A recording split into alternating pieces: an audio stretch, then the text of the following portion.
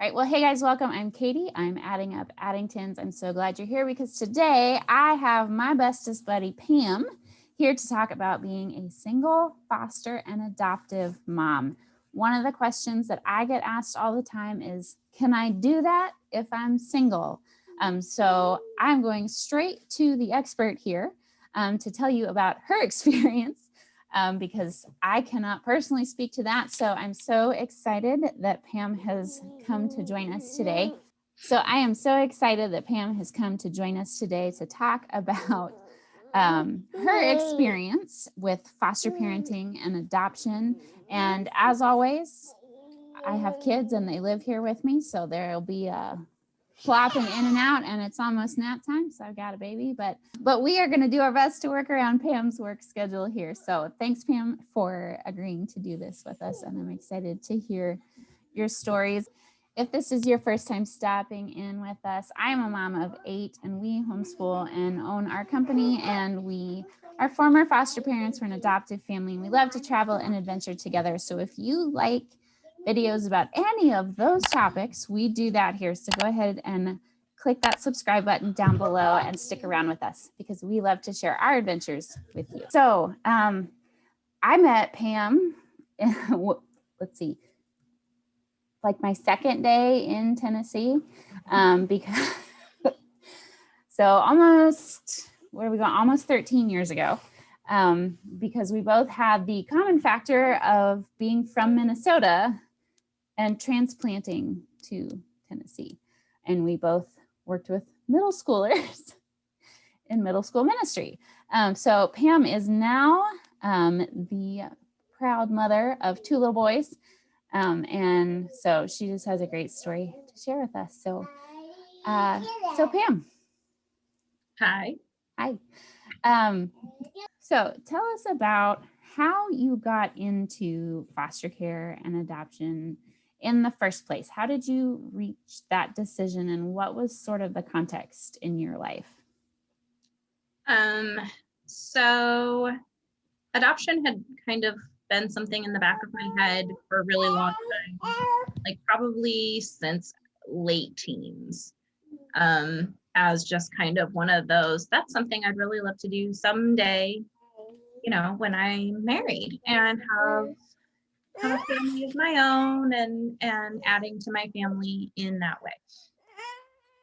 And but it was like way in the back of my head, because I kept thinking that all these other things had to happen first. And so fast forward to the year that I turned 30, and that was the year you had started fostering that spring, right? Let's see, we started fostering in the spring of 2016. Okay, so it was the following spring. So the year I turned 30, probably told me that was the year that you told me you were going to start, because you started classes where you were planning in the fall. So so that was kind of how foster care got on my radar. Like, I knew it was a thing, and I knew that you could adopt through foster care, but it wasn't like, wasn't super aware. It was just kind of like, oh yeah, somebody has done that. And so getting to see you guys do that, and then kind of coming to the realization that even though I'm not married, I had gotten to a place where my life was really stable. I had a good job, and I still have stable housing, and but you were renting at the time. Yes, I was renting at the time. That's another question that I get asked occasionally, is like, well, what if I don't own my house? So you don't have to own your house. No, I rented through my entire foster care experience. I didn't actually buy a house until after both of my boys were adopted.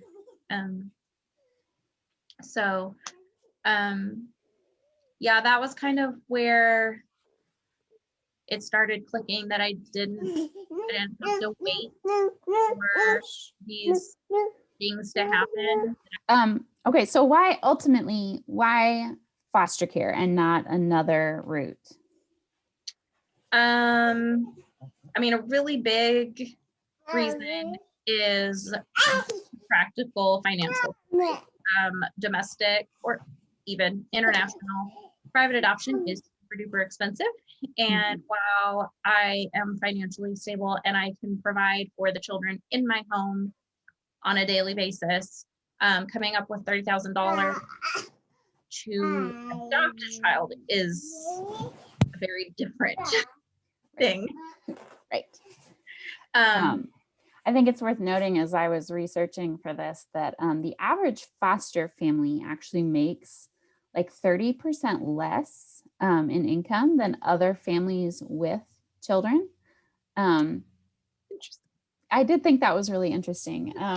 So it is definitely both a ministry and a way to help out, but it is financially attainable if you don't happen to be independently wealthy. Right. So I did find that really interesting. So you've decided to do foster care and kind of look into that. So did you have any like preconceptions or expectations going in, like either just in general or specifically as being related to a single mom? And looking back now, any of those preconceptions or expectations that were right or wrong or just different than you expected? If I had preconceptions,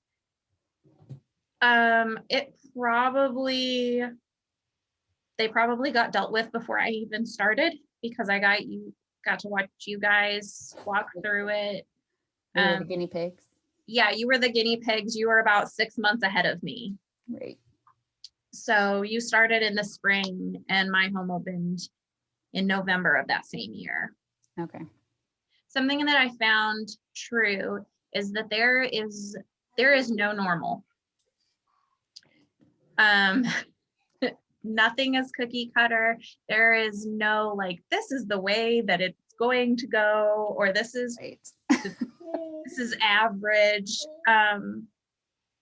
My first 2 foster placements stayed with me for 2.5 months and a month. And your first foster placement still lives with you. Right. Permanently. That's right. So yeah, I expected to have kids stay longer in the beginning, and having the turnover that I did was a struggle. Yeah, that is definitely true. There's no normal in foster care except to expect the unexpected. Mm-hmm. So what kind of reactions did you encounter from the people in your life? I know for us, like that was a very personal decision between me and John to do that, and and we had various reactions and whatever, but as you are just kind of deciding to do this, like what sort of reactions did you encounter from people, like maybe friends and family or coworkers or even DCS itself, doctor, and the people that you encounter in normal life, or anything particularly funny maybe that people said? For the most part, people were just really excited for me, thought it was really cool what I was gonna do. My mom was super cute. She, like, when I sat her down and kind of told her this was my plan, she was like, I'm gonna have 4 grandbabies. Your mom is awfully cute. Yes, my mom is so awesome. Yeah, that was super fun. I was telling, right before my home opened, I was telling a coworker who had asked me to commit to something that I may or may not be able to, because I didn't know if I would have a child at that point or not, because the timeline was right about when my home would be opening. Right. And his response was, I didn't know you were expecting. Congratulations. Well, you can do it with a baby. I do remember that. That was awesome. So my oldest, well, actually both my boys were NICU babies, but my oldest, when he was getting ready to just discharge from the NICU, they do something called rooming in, which is you have to basically spend the night and prove that you can take care of your baby. Been hanging out in the NICU for 5 weeks. I don't know what the difference is, but they make you do this. And NICU life is a lot like foster care life in that there is no normal, and you just kind of have to expect the unexpected, and they don't give you a whole lot of heads up when your kid is ready to discharge. You can show up that day and they'll say, hey, you're going home today. Yes, which is actually what happened with both of my boys. Okay. Was, hey, do you want to take but again, because of rooming in, it was like, do you want to take a baby home tomorrow? You want to room in tonight and Right. take baby home? I guess Annorah was in the NICU and I didn't have to room in with her because they were like, oh, you have how many other kids at home? But yes, it is normal to have to room in. When he was supposed to leave. And again, they didn't give me a heads up. It was just like, hey, you want to do this? And I was like, well, okay, what does that look like as far as like spending the night and then leaving in the morning? And how long does that take? Because I'm single and I have a dog at home and she needs to be let out at some point in the morning. Like I can't be here from 8 o'clock at night to noon the next day, because I know how discharges go. They take forever. Right. Can I leave, walk my dog, and come back to the hospital to finish discharge? Is that okay? And the discharge nurse is like, well, I guess we can probably figure something out. But if you're single, do you have childcare lined up for your baby? Because I'm assuming you work. I'm like, yes. I mean, I've been planning on taking this kid home for the last 5 weeks. No, I would like you to raise him and I'll just come visit every night. Yeah. Yeah. Awesome. So that was the NICU discharge nurse. Awesome. And I do remember the staff Christmas party where our sweet beloved elder's wife said, oh, do that without a husband? They let you do that? They do. And it was funny because we love this woman and right. has the very best of intentions, but she yes. was genuinely didn't know that was allowed. Right. Oh, that was great. All right. So what kinds of things did you do to prepare for fostering? And was there anything that was different as opposed to like a couple or a family preparing for that? So again, being single and working full-time, childcare was a really big deal. Like I know when you guys got new kids, like you're home all day. So it's just adding another kid to the chaos. And because you've added my kids to the chaos a couple of times. We do that. And, yeah. So the first couple of times getting a call and saying yes, and then trying to figure out how to get them into daycare and what to do with that was really hard the first couple of times. And then after a little bit, I got I developed a relationship with the daycare that I use. So that's really helpful. And I just kind of learned the process. Right. So I would get a call, say yes, and then immediately call the kids worker and be like, hey, I work full time and I need a voucher, so that they could start working on that. And then I would call my daycare and be like, hey, I am taking a kid that's this age. Do you have room? And everyone, and sometimes they didn't. One of my kids went to a different daycare for 6 months or something. Right. And that is, again, I talk sometimes about like foster care is a state-run entity. It's not a federal program.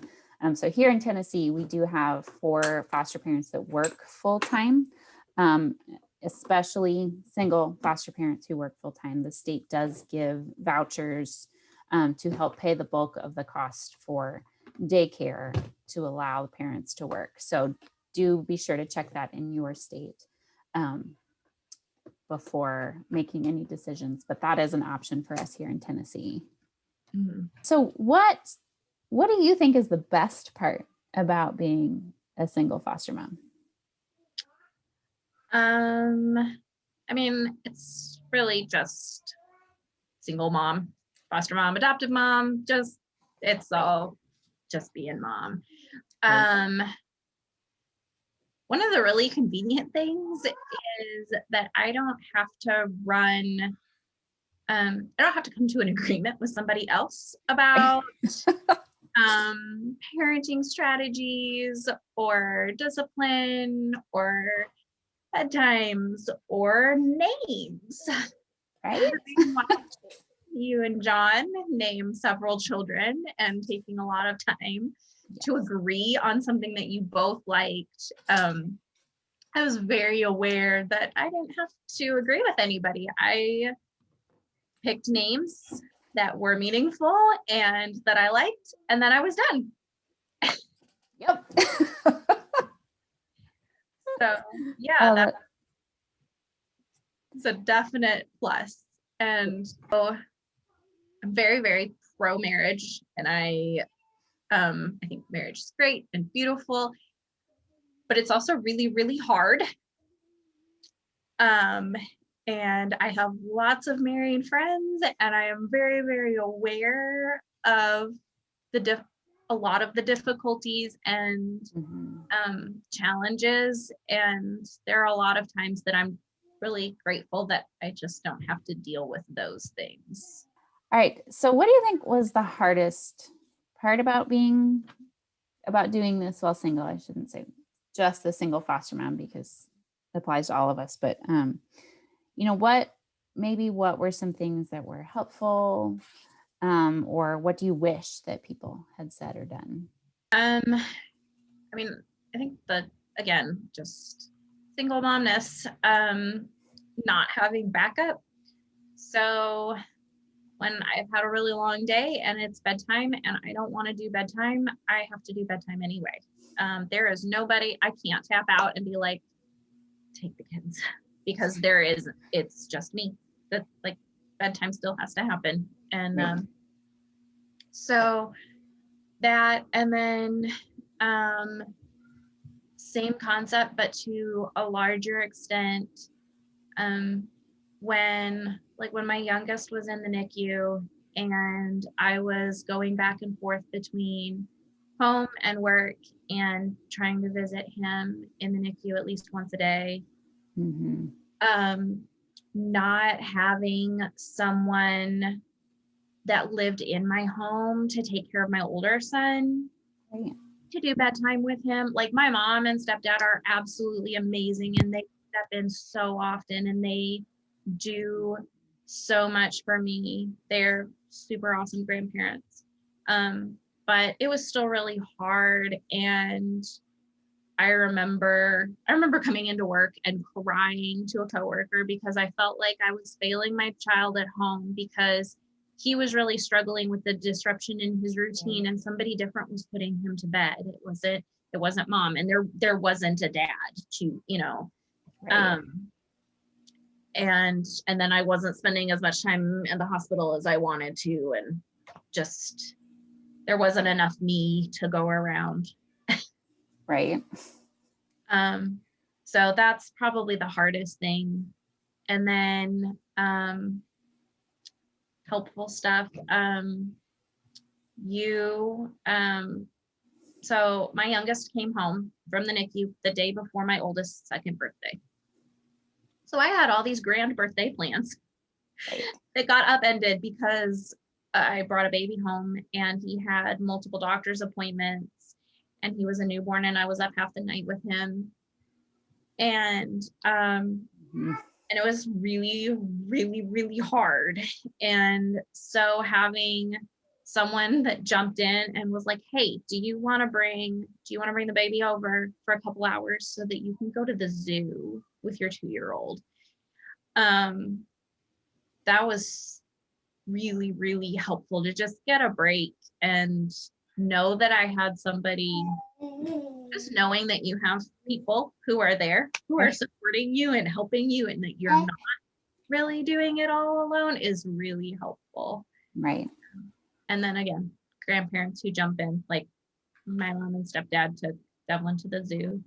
And I met them at the zoo and hung out for a while. And then I left and they took him home and brought Chick-fil-A home for dinner. I mean, you can't ask for a better birthday than that, man. Right. Yeah, I talked in my video about, okay, so you can't adopt, what can you do about being the village that allows someone else to foster or to adopt, even if you can't yourself. So, but I will link that both here and in the description box down below, so you can check that out if it is not time for you to foster or adopt, but you are interested in knowing how you can be helpful. I have an entire video about that, but yeah, just being the village that allows someone to do that. And for those of you wondering, Pam's baby came here and spent the day with us, which we loved. Oh my goodness. Came here and there were lots of bigger kids to love on him, and they just thought that was the greatest treat. To wrap up here, talking about foster care, what would you tell people who are wondering about or maybe looking to explore foster care, specifically as singles? And maybe what would you tell people in their lives, in their circles? Well, you can totally do it. If I can do it, you can do it. Just start by signing up for a class. The classes are no obligation. And in my experience, DCS was the least phased by the fact that I was single. Like, it wasn't even a blip on their radar. Right. Right. I, again, in researching for this, I was surprised to learn that like 30% nationally, 30% of foster parents are single moms. And then when I stopped to think about it, I realized maybe I shouldn't be so surprised by that, because I actually know a lot of them. But yeah, so I think it's funny that DCS wasn't phased, but it is relatively common across the country. Yeah, I personally know two, and can pick a third name out that I don't know her personally, but I know who she is. Right. In just my little tiny bubble. You can do it. Go do it. Go check it out. Do your research. DCS doesn't care that you're single. Right. And then what I would say to people in the lives of single moms, figure out how you can be the village. I've had people do childcare. I've had people bring me meals. I've had people pick up diapers and like the random stuff.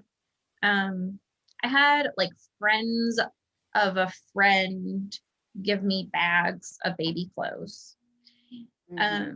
So like it could be really anything. And then just know that you're not less than because you're single. There are actually some cases where that's a better option if a child in foster, well, not if, all children in foster care have a background of trauma, but if that trauma includes abuse from a father figure, a single mom may be the best option for them. Right. So you may be the better option for a kid than a 2-parent home. Right. Yeah. And I say in every foster care video, you know, a child gets into foster care because someone or something has fundamentally failed them. And so, you know, something in this child's life went very wrong. And so, you know, being a stable option is good. No matter how that is, what that looks like, being a stable option is going to be healing for that child. Yeah. And I've said before, I totally recognize that I am not plan A. I am not plan B, probably not even plan C. I would like me parenting my boy is like plan D. And that's okay. Right. I am going to wrap up this video. There will be another video coming out in the future where we're going to talk more specifically about the adoption side of this. But thanks, Pam, for sharing your experience in foster care. Don't forget to subscribe down below. If you have other questions about foster care or adoption or single parenting in those arenas, be sure to leave those in the comments down below. I will link anything that we have mentioned or brought up or talked about in the description box. But thanks for being here, and we will see you again next time. Bye.